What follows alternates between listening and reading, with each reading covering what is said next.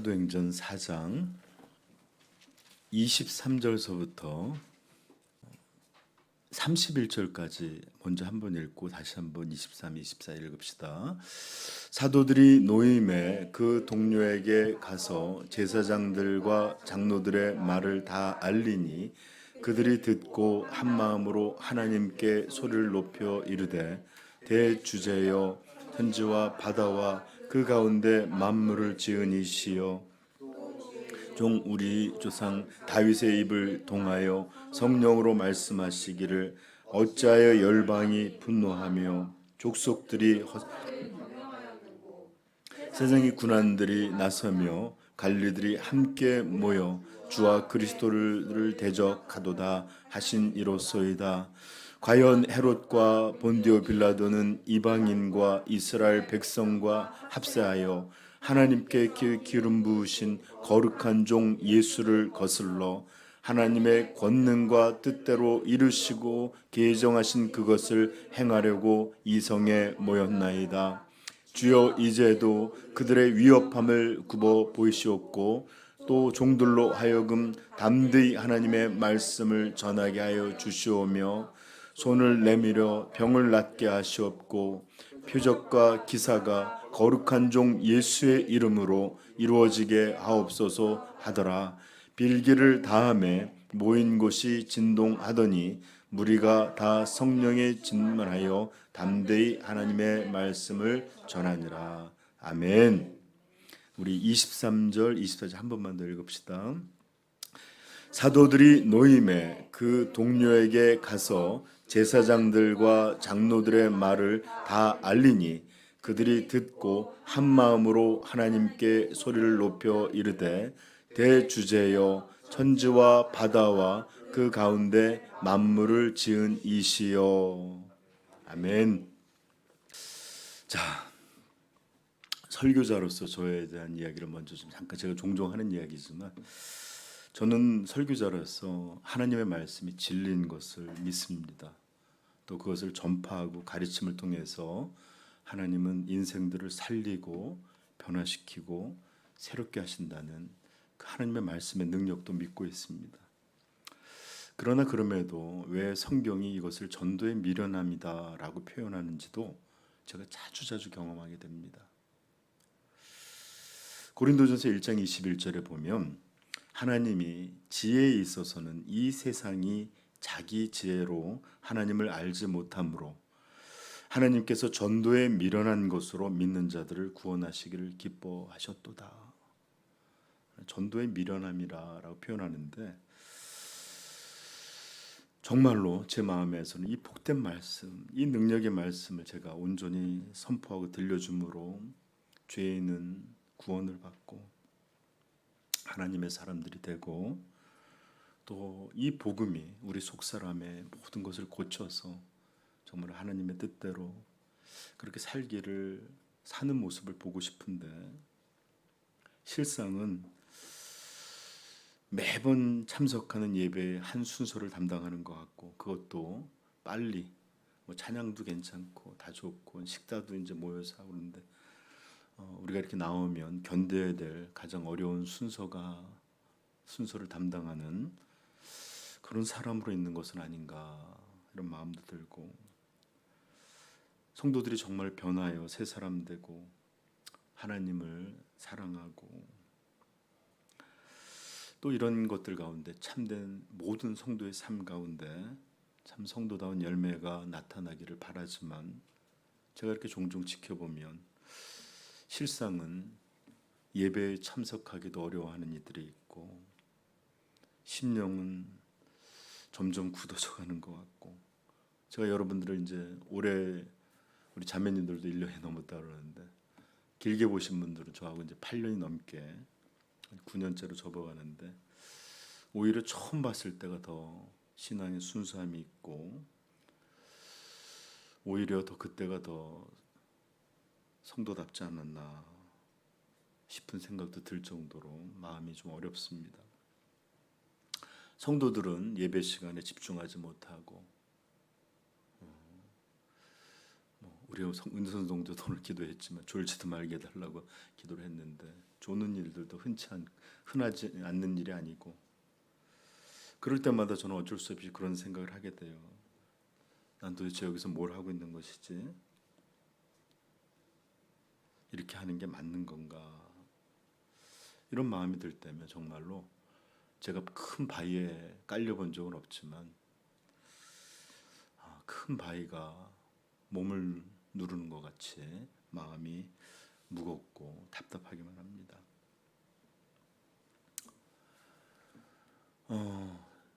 원하기는 정말 하나님의 말씀의 능력을 제가 온전히 담아서 설교하고 그것이 들려질 때에 성도들에게 놀라운 생명이 되고 예리한 칼처럼 세속적인 마음을 죄악에서 갈라내고 캄캄한 영혼들에게 이 선포되는 말씀들이 환한 빛으로 드러나기를 바라는데 현실은 오히려 초라하고 빈궁하고 또 이런 바람과 다르게 무능한 모습들로 나타나기도 합니다. 그래서 저는 물론 전도의 미련함이라고 할 때 전도에 이렇게 드러난 형식만을 의미하는 건 아니더라도 제 자신을 이렇게 볼 때마다 어쩌면 이래서 성경이 전도의 미련함이다라고 부르는 것은 아닐까 하는 생각을 합니다. 제가 괜히 그냥 앞에 섰기 때문에 하는 말이 아니라 정말 저는 전도에 미련한 전도자고 무능하고 못난 거라는 것에 대해서 한 번도 이렇게 다른 생각을 해본 적이 없어요. 그러나 그럼에도 제가 희망을 갖고 또 말씀을 전하고 성경 공부를 하고 또 계획을 하는 것은 하나님께서 전도에 미련한 것으로 믿는 자를 구원하시길 기뻐하셨도다 하신 말씀이 있기 때문입니다.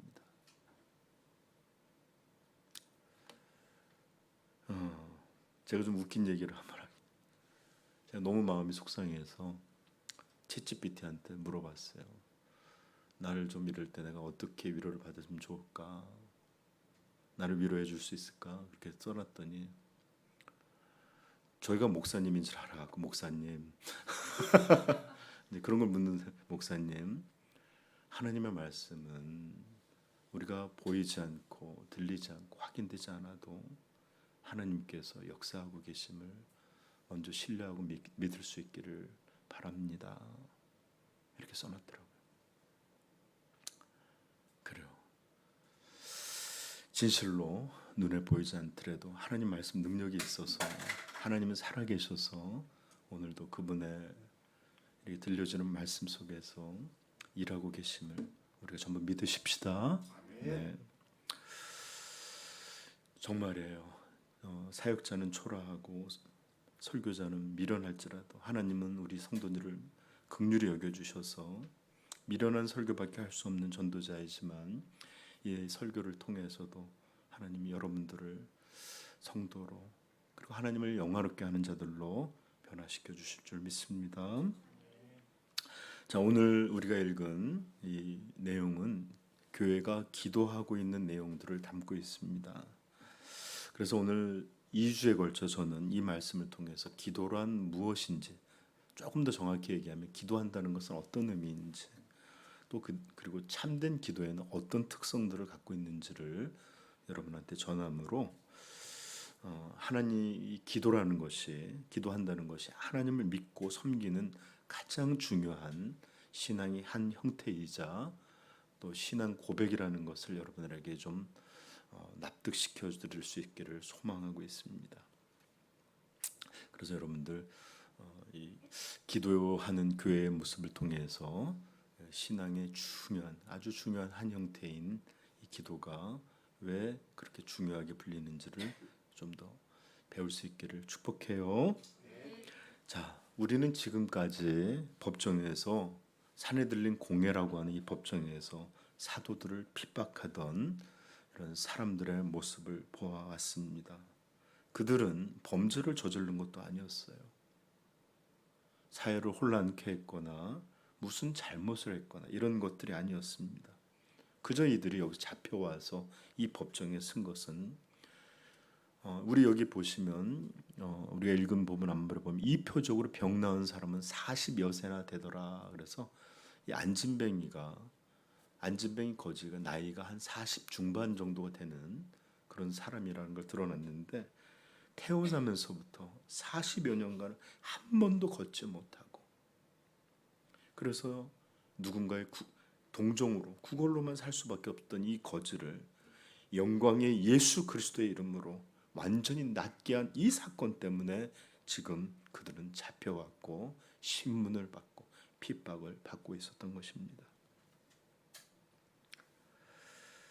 항상 교회가 참될 때는 교회의 잘못될 때문이 아니라 세상과 다르기 때문에 세상을 고발하기 때문에 세상이 얼마나 잘못된 곳이라는 것을 이들로 통해서 드러나기 때문에 미워해요. 그런데 교회가 잠들어 있을 때는 그런 모습 때문이 아니라 교회의 허물 때문에 욕을 먹습니다. 소금의 맛을 못 내고 빛이 되지 못할 때 오히려 교회가 성도가 사회의 지탄을 받고 또 사회보다 못한 이런 일들이 될 때 욕을 먹기도 하는데 참된 교회는 그런 곳이 아님을 우리 기억하십시다. 오늘 베드로와 요한도 그렇게 핍박을 받고 있었습니다. 그러나 그럼에도 불구하고 그들은 두려워하지 않았고 참으로 담대했습니다. 죽음의 위협 앞에서도 당당히 죽으면 죽을지언정 우리는 예수 그리스도를 말하지 아니할 수 없다. 이것이 하나님이 우리에게 맡기신 사명이다. 이렇게 예수 그리스도를 증거하고 선포했습니다. 그리고 하나님은 페이지가 바뀌었네요. 죄송해요. 그리고 하나님은 그런 이들이 당시의 공회에 의해서 심판받지 않고 공회는 그들의 이런 당당한 태도 앞에서 처음의 의도와는 다르게 그저 위협하는 것 정도밖에 할 수 없고 풀어줄 수밖에 없었습니다. 여러분, 마귀의 권세에서 풀려난 우리 성도들에게 이 세상이 마귀가 할 수 있는 일이 없어요. 단지 위협하고 단지 협박함으로 두려워서 알아서 움직여야 할 뿐이지 소유가 바뀐 우리들을 이제 마귀는 더 이상 우리의 주인이 아니기에 우리를 마음대로 행하지 못하는 줄 알기를 바랍니다. 그러므로 겁먹지 아니하면 그들의 협박이나 너 이러고서 세상 살 수 있을 줄 알아? 너 그러고서 가족 경제 어떻게 할 건데? 이런 식으로 위협 앞에 우리가 벌벌벌 두려워서 그렇게 떨지만 않는다면 우리는 정말로 하나님의 능력 가운데서 담대하게 행할 수 있을 줄 믿습니다. 네. 자, 이제 오늘 우리가 읽은 내용들을 보면 사도들은 이제 풀려난 후에 교회로 돌아왔습니다. 그리고 그들이 한 일은 지금까지 모든 일들을 교회에 다 들려주고 있었어요. 여기 12절을 보면 23절에 보면 사도들이 노임에 그 동료에게 가서 제사장들과 장로들의 말을 다 알리니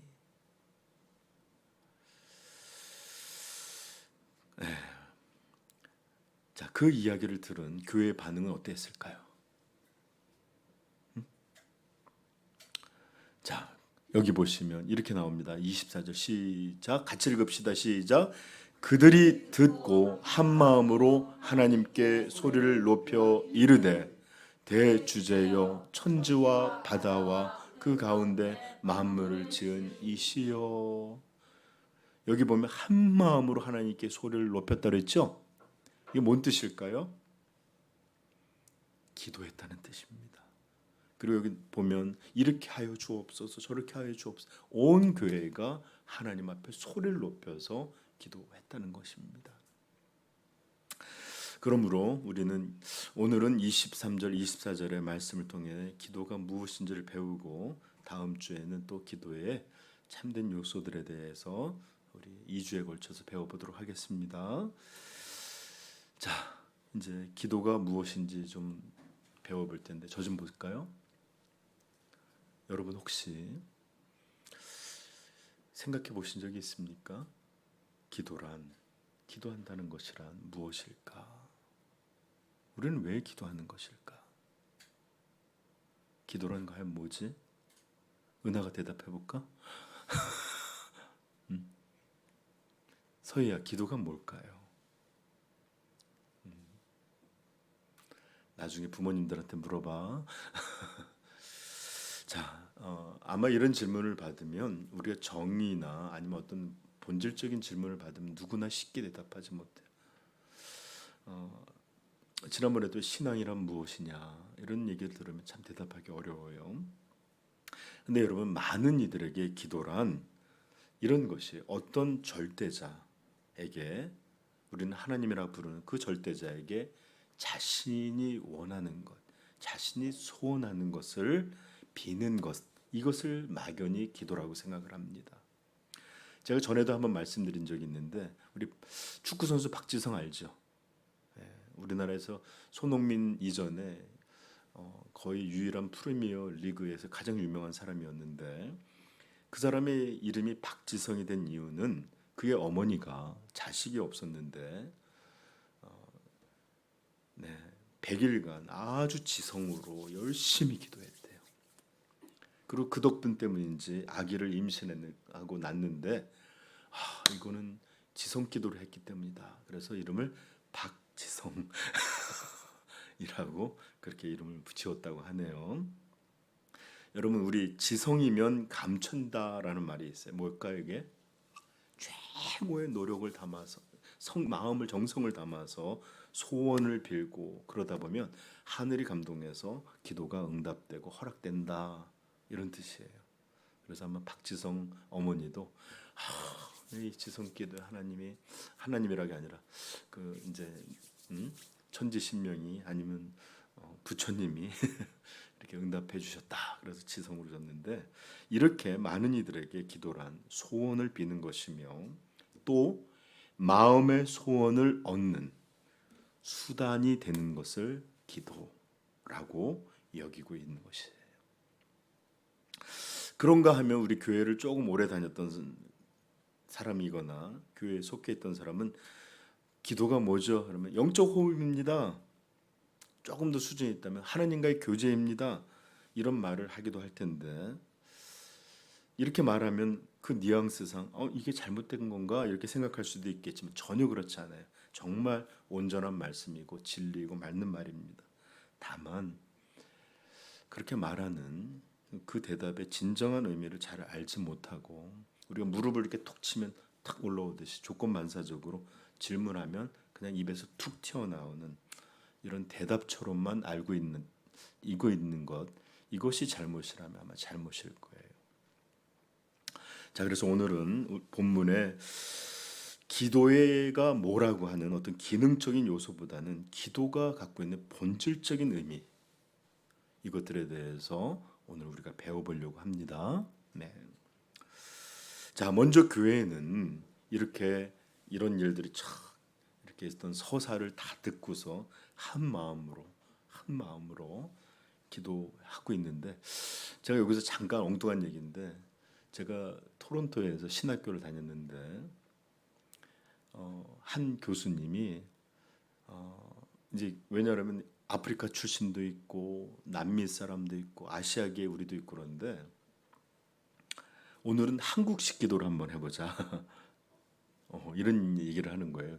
이제 걔네들은 기도 모임을 한다면 우리가 가끔 좀 너무 어색한 게, 기도회를 하겠습니다 하면 우리처럼 같은 주제를 갖고 막 기도하는 게 아니라, 예를 들어서 만약에 뭐 누가 아프든지 이 사람을 위해서 기도하자, 기도회를 했어요. 그러면 이제 이러고 있다가 먼저 감동되는 사람이 한 사람씩 돌아가면서 기도하는 겁니다. 하나님, 누구를 낫게 해주시옵소서. 또 있다가 한참 있다 또 하나님, 이러면서 기도한다든지 순서대로 기도하든지, 이렇게 한 사람 한 사람 기도를 하는 방식이에요.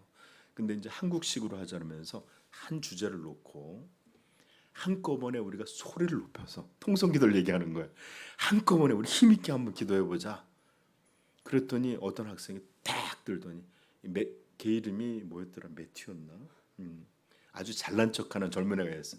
항상 양복 같이 넥타이 메고 오는 그런 친구인데 교수님, 프로페서 그러면서 이게 어떻게 기도입니까? 그런 소리를 혼란하고 복잡한 이런 시끄러운 소리를 어떻게 기도라고 부를 수 있습니까? 그랬더니 교수님이 아주 걔를 민망하게 네가 이러면서 왜 다른 사람의 신앙에 대해서 네가 그렇게 함부로 얘기하느냐? 응? 그러면서 네가 경험해 보지 못했다고 그렇게 함부로 정죄하는 거 그 마땅한 태도 아니다. 그랬더니 애가 자랑스럽게 얘기를 했다가 아주 위축이 됐는데 보십시오. 성경에서도 여기 뭐라 그랬죠? 한 마음으로 여기를 보시면 그들이 듣고 한 마음으로 하나님께 뭐라 그랬죠? 소근대며 소리를 높여. 그러니까 우리식으로 하면 막 같은 사람 같은 주제를 갖고 한 사람 이 온 교회가 소리를 높여서 통성으로 기도하고 있는 그런 흔적으로 보셔도 좋을 듯합니다. 이렇게 그들은 하나님께 기도했습니다. 그런데 우리가 주목해야 될 것은 하나님을 부르는 그 이름에 굉장히 중요한 얘기 나오는데 여기 보면 뭐라고 나오죠? 대주제여. 대주제여. 이게 뭔 뜻일까요? 데스포타라는 단어가 쓰였는데 이 말의 기본적 언어의 뜻은 주인님 또는 소유자여 이런 의미를 갖고 있는 말이에요. 지금 온 교회는 하나님을 향하여 온 땅의 주인이시여 이렇게 기도하고 있는 겁니다. 그리고 그렇게 부른 이유가 바로 뒤에 등장하는데 계속 읽어볼까요? 시작. 대주제여 천지와 바다와 그 가운데 만물을 지은 이시요. 그렇습니다. 지금 온 교회는 하나님을 천지 만물 온 우주를 창조하신 주인이시라고 부르고 있고 그렇게 그분께 기도하고 있는 거예요. 내가 산을 향하여 눈을 들리니 나의 도움이 어디서 올꼬?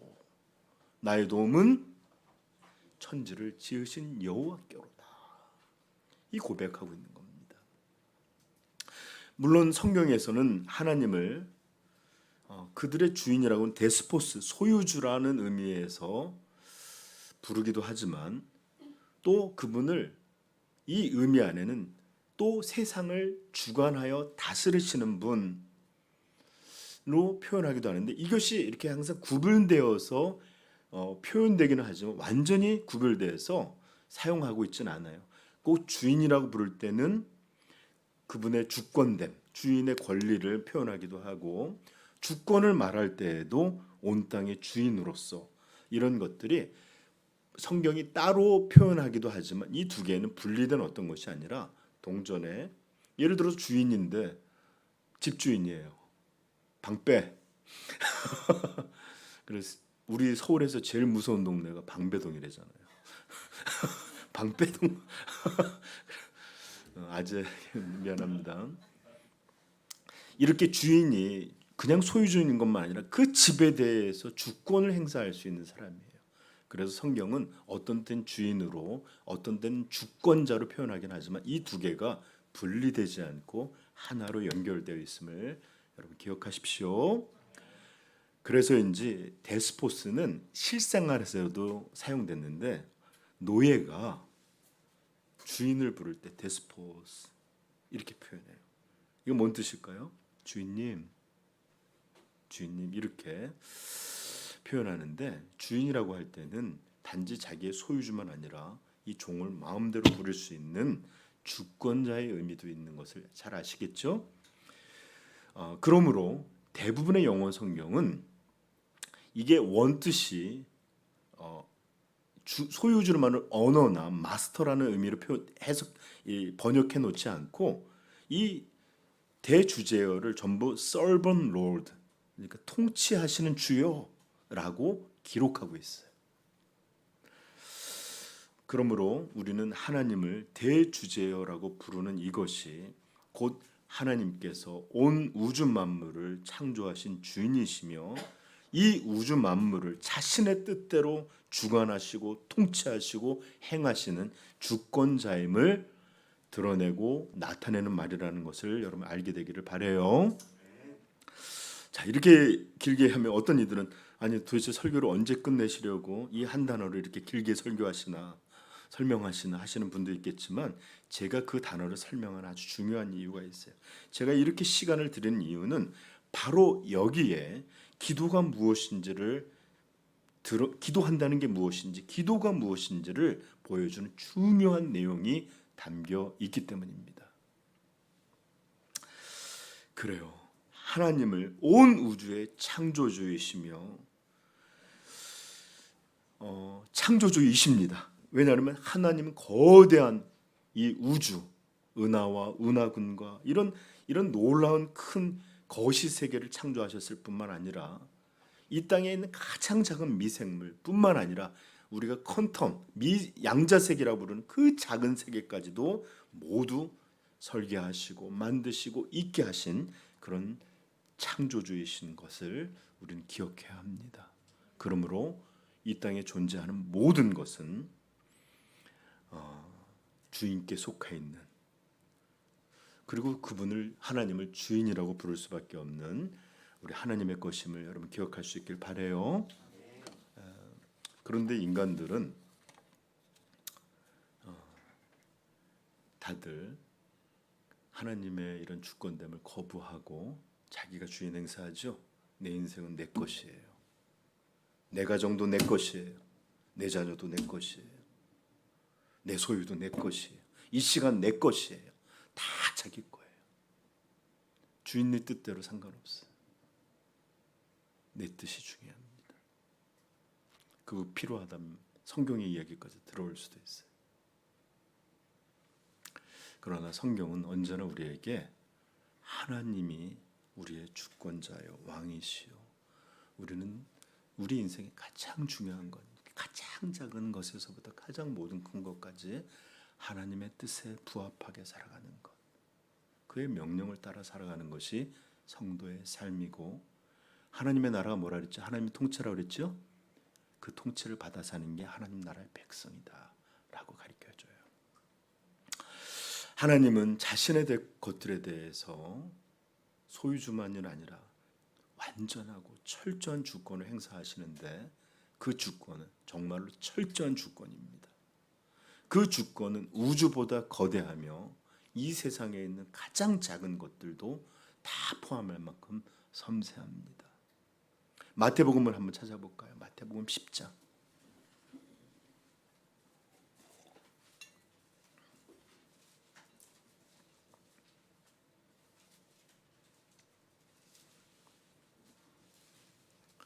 (29절이에요) 우리 큰 소리로 한번 읽어봅시다. 시작. 참새 2마리가 한 아시리온에 팔리지 않느냐? 그러나 너희 아버지께서 허락하지 아니하시면 그 하나도 땅에 떨어지지 아니하리라. 너희에게는 머리털까지 다 세신 바 되었나니. 아멘. 제가 주일 아침에 가장 먼저 하는 게 눈을 뜨자마자 정신을 차리기도 하고 또 몸을 깨끗이 하려고 샤워부터 합니다. 근데 제가 탈모가 좀 심한가 봐요. 이렇게 며칠만 되면 물이 잘 안 내려가요. 그래서 오늘도 이렇게 하수구를 이렇게 척 했더니 머리가 이만큼 나왔는데 그렇게 아깝더라고. 내 머리털 도대체 몇 개가 빠진 걸까? 네. 내 것임에도 나는 몇 개인지 모르지만 그것을 창조하시고 만드신 분은 종우가 오늘 몇 개 빠졌다. 몇 개 남았느니라 이것을 아신다고요. 아멘. 그래요. 하나님은 온 우주를 존재하게 하시고 운행하시는 일만 하시는 것이 아니라 한 사람의 머리칼 빠지는 것까지도 세신 바 되시고, 새 한 마리가 1,000원에 팔리는 것 아니냐. 우리 옛날에 여러분들 본 적이 없지만 각 이렇게 집에 들어가는 골목마다 포장마차라는 게 있었어요. 요즘 포차라고 하는 게 그걸 흉내내는 건데, 그걸 가면 거기에 들어가면 겨울에 가락국수도 말아주고 어른들은 소주도 마시고 그러는데 거기에 요만한 이렇게 새들이 얹혔는데 참새구이라는 게 있었어요. 진짜로. 그럼 술 한 잔에 이렇게 뜯어 먹는. 저는 술 안 먹어봐서 모르지만 농담. 아무튼 그렇게 흔하게 팔리는 새 한 마리에 떨어짐조차도 하나님의 주권의 허락이 없이는 불가능하다라는 거예요. 그리고 예수님이 왜 이 얘기를 그들에게 제자들에게 들려주신 이유를 말씀해 주신 31절 보십시다. 시작. 두려워하지 말라. 너희는 많은 참새보다 귀하니라. 아멘. 그냥 하나님이 할 일 없어서 너 머리털 이번에 몇 개 빠졌어, 몇 개 남았어 쉬시는 분이 아니라 너희를 향한 관심이 그렇게 자연스럽게 빠져나갈 머리카락조차도 알 정도로 내가 너희들을 유심히 온 마음을 다해 돌보고 관심 갖고 사랑하고 있어. 그래서 여러분들, 하나님의 주권은 우리를 쪼이는 어떤 게 아니라 성도에게는 이런 놀라운 은혜임을 기억하기를 바라요. 자, 그렇습니다. 지금 온 교회는 바로 이런 하나님의 말씀이 정말로 현실임을, 예수께서 들려주셨던 이 말씀이 진짜로 그들의 현실임을 알게 된 것입니다. 진실로 정말로 그러하구나. 너무나 큰 전율 속에 이것을 깨닫게 돼서 지금 이렇게 하나님 앞에 대주제요, 모든 천지 만물을 창조하신 이시오, 이렇게 기도하고 있는 거예요. 여러분 생각해 보세요. 아마 베드로와 요한이 이 공회에 끌려 잡혀가게 됐을 때 교회의 마음들이 어땠을까요? 몹시 놀라고 심지어 두렵기까지 했을 것입니다. 아니, 왜 그렇지 않겠어요? 지금 교회에는 숫자적으로는 몇 천이 단위를 넘어서 몇만의 단위까지 커졌어요. 그러나 그 인원이 급격하게 늘어난 이 인원에 비해서 교회에는 장소도 행정도 그 어떤 것도 온전하게 갖추어지지 못하고 있는 상태였을 것입니다. 그리고 이런 놀라운 부흥의 도구로 사용됐던 누구예요? 베드로. 그리고 누구보다도 예수님의 사랑을 받았던 요한. 그리고 요한은 베드로보다도 더 많은 요한복음, 요한 1, 2, 3서, 요한계시록, 이렇게 아주 중요한 가르침을 하는 교회에 어떤 두 사람은 정신적인 기둥과 같은 그런 사람들이었어요.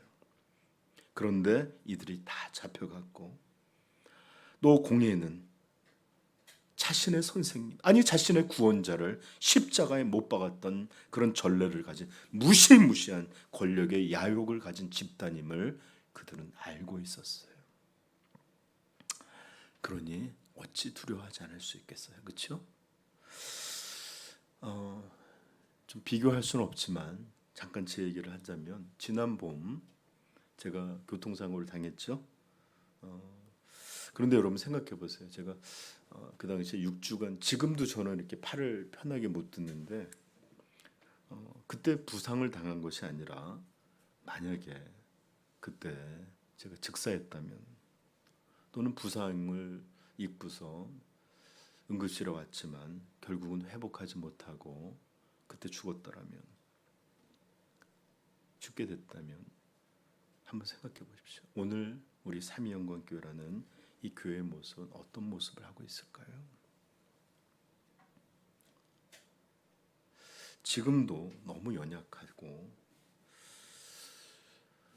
지금도 항상 이렇게 위태롭지만, 만약에 제가 그때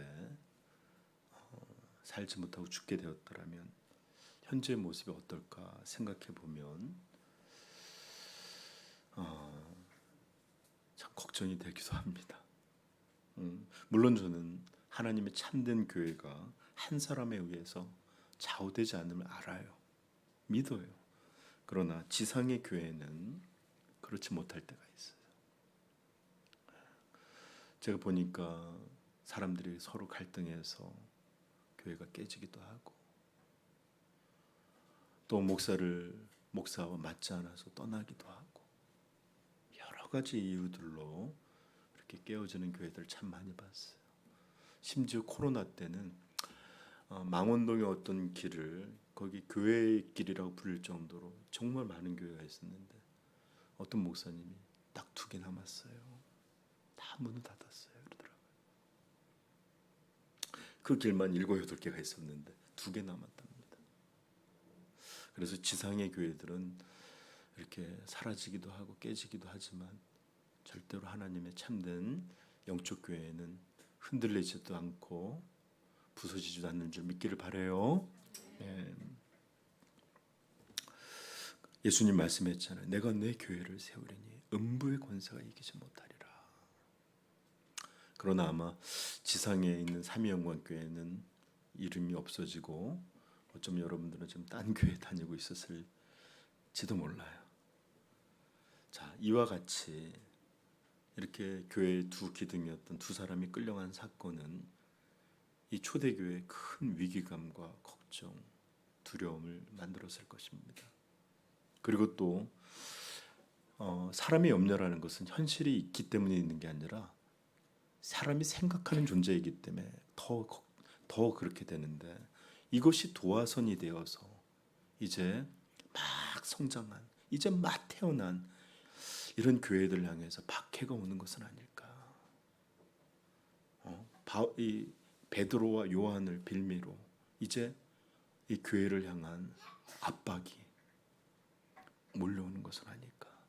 그럼 이제 겨우 갓 태어난 아이들처럼, 여러분 생각해요. 갓 태어난 아이가 부모가 없어지면 어떻게 해요?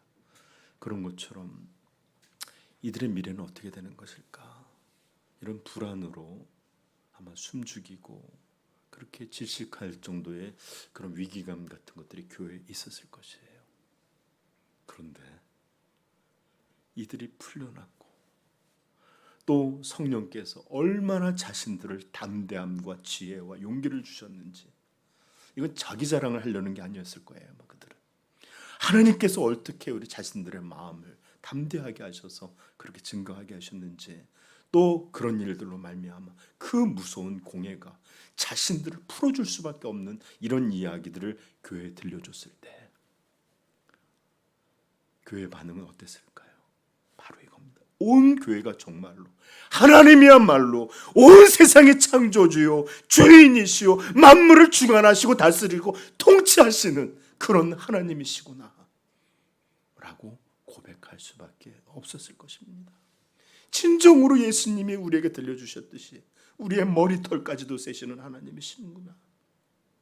정말 그 전능하신 주권으로 우리를 돌보고 우리를 지키시고 이렇게 온 세상의 권력에서부터도 건들지 못하는 그런 이들로 우리를 삼아주셨구나 라는 것을 몸 전율을 믿게 되고 깨닫게 되었을 것입니다. 아멘. 그래서 지금 이렇게 고백하고 있는 거예요. 온 교회가. 여러분, 미국의 남북전쟁 당시 사실은 전투는 북쪽보다 남쪽이 유리하게 진행됐던 적이 많았대요. 그래서 전쟁이 북쪽이 오히려 남북 전쟁 중에 오히려 링컨이 속해 있었던 북부군이 밀리기도 하고 막 그랬는데, 전쟁의 참화성 위에서 링컨은 당시 대통령이었지만 종종 아주 자주 하나님 앞에 무릎을 꿇고 기도했다고 합니다. 그리고 그는 기도한 것들에 대해서 이렇게 고백했는데, 나는 너무 자주 무릎을 꿇을 수밖에 없었습니다. 다른 곳에서는 도움을 찾을 수 없었기 때문입니다. 여러분, 만약 링컨이 하나님이 온 세상을 다스리시는 그분의 뜻대로 움직이시는 통치자라는 믿음이 없었다면 그는 그렇게 자주 기도할 수 있었을까요? 아니, 오히려 만약에 그런 믿음이 없었다면 오히려 기도하는 시간을 줄이고 더 노력하고 더 머리를 싸매고 더 전략을 짜서 어떻게 해서든지 전쟁을 이길 수 있도록 애쓰는 것이 더 나았을 것입니다. 그러나 링컨은 이 전쟁이 총칼에 있지 아니하고 이 전쟁이 천지를 주관하시는 대주제이신 하나님께 있음을 믿었고, 그래서 위기 때마다 더 너무 자주 무릎을 꿇고 기도할 수밖에 없었습니다. 다른 어떤 곳에도 도움을 찾을 수 없었기 때문입니다. 이건 어떤 소스가 없었다기보다는 하나님만이 이 모세의 성패를 장하는 유일한 분이심을 믿었던 고백인 줄 믿습니다. 여러분, 그렇습니다. 바로 기도한다는 것은 이렇게 하나님을 천지의 대주제로 고백하는 믿음의 행위인 것이에요. 아멘. 생각해 보십시오. 만약에 하나님이 이런 전능하신 주권자가 아니시라면 그의 능력이나 의지나 원함을 누군가에 의해서 제한을 받고 자기가 뜻하신 일을 할 수 없는 분이시라면 왜 우리가 하나님 앞에 기도하는 것입니까? 기도한들 무슨 소용이 있으리요? 욥기에 나오는 말처럼 도대체 무슨 의미가 있어요? 그냥 심리적인 그냥 어떤 자기의 어떤 두려움, 걱정 이것을 피하는 그저 심리적인 작용 이것에 지나지 않을 것이에요. 그러므로 기도한다는 것은 하나님을 천지의 대주제 온 땅을 주관하시고 통치하시고 다스리시는 분임을 고백하는 행위다라는 것을 꼭 기억하십시오. 여러분, 그렇습니다. 우리가 기도한다는 것은 그분이 온 우주의 주인이시자 온 만물을 그분의 뜻대로 다스리시고 통치하시는 전능한 왕이라고 고백하는 것입니다. 그러므로 우리의 기도는 하나님에 대한 이런 신앙 고백이며 우리가 기도한다는 것은 하나님을 그렇게 믿는다는 그런 뜻입니다. 바로 이것이 왜 기독교 신앙에서 그렇게 기도를 강조하는 것인지를 여러분 알게 되기를 바라요. 기도한다는 것이 바로 신앙이고 하나님을 어떻게 믿는지에 대한 신앙 고백이며 또 기도한다는 것이 신앙을 가진 이의 가장 원초적이고 본능적인 행위이기 때문에 그렇습니다. 기도한다는 것은 하나님에 대한 신앙 고백이에요. 그러나 너무나 많은 이들이 하나님을 온전히 알지 못합니다.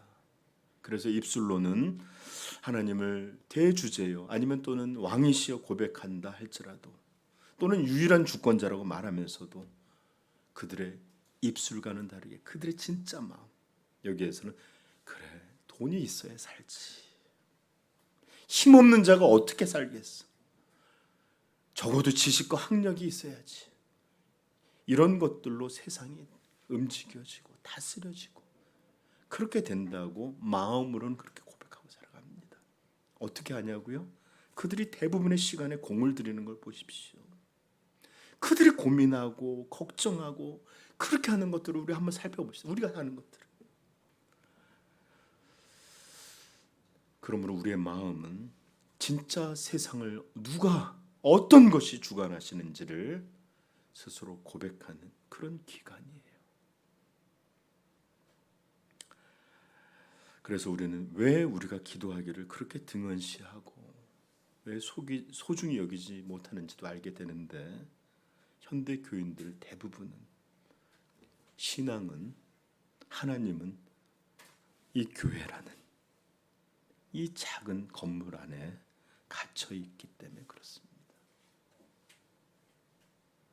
세상을 주관하는 것은 정치가요, 재력가요, 지식가요, 선동가요 이런 사람들이 세상을 다스리는 것이지 하나님은 이 많은 세상의 큰 틀에서 종교라는 영역 그것도 교회를 벗어나지 못하는 이로 믿고 있어요. 그래서 기도하라 그러면 그저 교회에서 시키는 종교적인 행위의 일종이며 전능하신 하나님을 향한 믿음의 고백이라는 것을 아는 이들이 거의 없습니다. 그래서 기도하지 않는 것입니다. 그래서 돈벌이에 그렇게 더 애쓰는 것입니다. 그러나 사랑하는 삼위영광교회 지체들이요, 우리 하나님이 온 세상을 창조하신 분이요, 이 모든 것의 유일한 소유주요,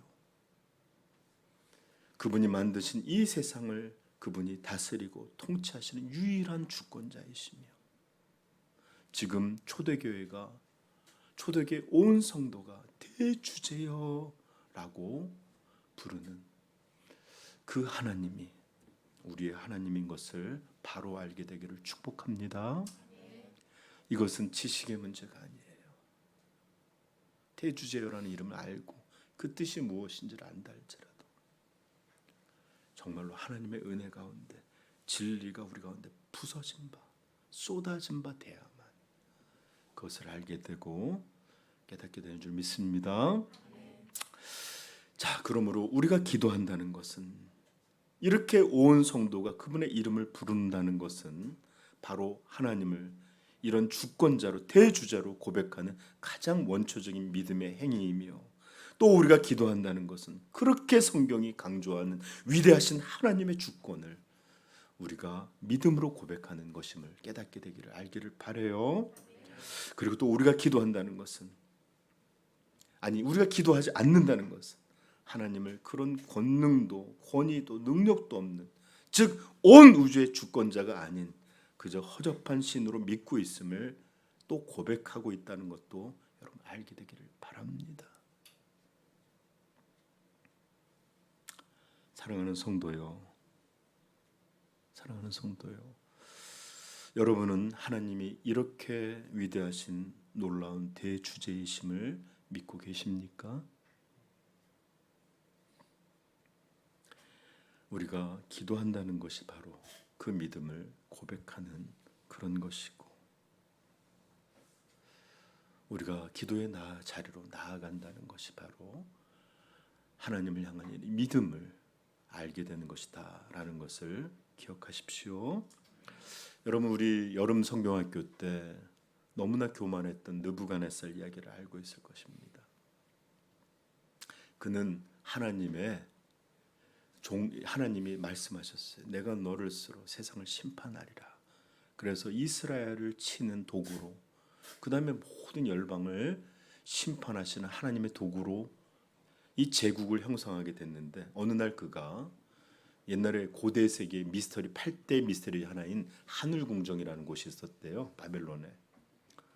놀랍게 이렇게 높은 궁정에 정원을 만들었다는데, 아마 거기 있을 권위였는지 모르지만 그 높은 곳에 올라서 이렇게 바라보면서 내가 만든 이 양각이 얼마나 멋있는고 할 때 하나님께서 그에게 이 교만을 책망하시면 내가 7년간 짐승같이 살리리라. 이러고 그런 말 떨어지자마자 그는 총기를 잃어버리고 막 손이 거칠어 독수리같이 되고 짐승처럼 그렇게 삽니다. 그리고 난 다음에 다니엘서 4장 34절 찾아볼까요? 다니엘서 4장 34절.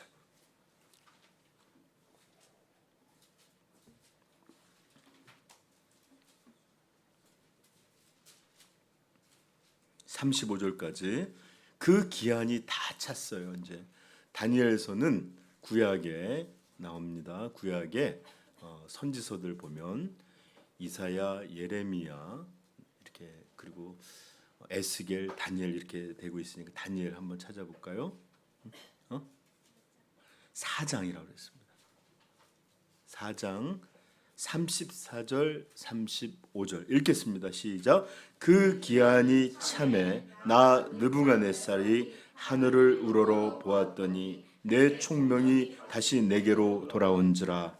이에 내가 지극히 높으신 이에게 감사하며 영생하는 이를 찬양하고 경배하였나니 그 권세는 영원한 권세요 그 나라는 대대에 이르리로다. 땅의 모든 사람들을 없는 것 같이 여기시며 하늘의 군대에서든지 땅의 사람에서든지 그는 자기 뜻대로 행하시나니 그의 손을 금하든지 혹시 이르기를 내가 무엇을 하느냐고 할 자가 아무도 없도다. 아멘. 온 세계의 가장 위대한 통치자. 그래서 후세인이 이라크 사람이었는데 전쟁을 일으키면서 느부갓네살의 영광을 이렇게 외쳤면서 전쟁을 시작했는데, 이랬던 사람이 고백하는 거예요. 정신을 차리고 하나님이야말로 유일한 통치자요. 그분을 금하거나 막거나 행할 수 있는 이가 아무도 없고 오직 그분의 뜻대로 행하시는 주권자임을 고백한 것입니다. 우리가 기도한다는 게 바로 이런 하나님 앞에 나아가는 것임을 알게 되기를 축복합니다. 그러므로 우리가 기도드리는 것은 단순히 어떤 우리의 문제들, 우리의 어려움들을 해결하는 것을 위해서 소원을 빌기 위한 수준의 것으로 나아가는 것이 아니라 이런 것이 물론 포함되지만 말입니다. 먼저 하나님을 온 세상의 유일한 대주제로 고백하는 믿음의 자리로 나아가고 있다는 것을 여러분 깨닫게 되기를 축복합니다. 그리고 그것은 우리가 매번 하나님의 이름을 부르며 기도할 때마다 반복되는 우리의 믿음의 고백이며 또 그렇게 기도할 때마다 우리의 마음속에서 하나님이야말로 눈에 보이지 않지만 하나님이야말로 이 세상에 유일하게 존재하게 한 원인이요 통치자요 이 세상을 이끌어 가시는 분임을 누가 알게 될까요?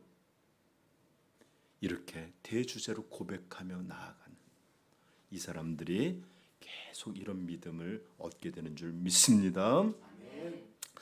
사랑하는 성도 여러분, 이렇게 하나님을 아는 참된 믿음이 여러분들의 기도로 실천되기를 간절히 축복합니다. 그럴 때 이것은 우리의 말만이 아니라 정말로 하나님이 세상 통치자시구나, 내 인생을 세상을 다스리시는 분이구나 깨닫게 될 줄로 믿습니다. 기도하겠습니다. 여러분, 오늘은 기도가 무엇인지, 기도한다는 것은 어떤 것인지를 여러분에게 증거했습니다.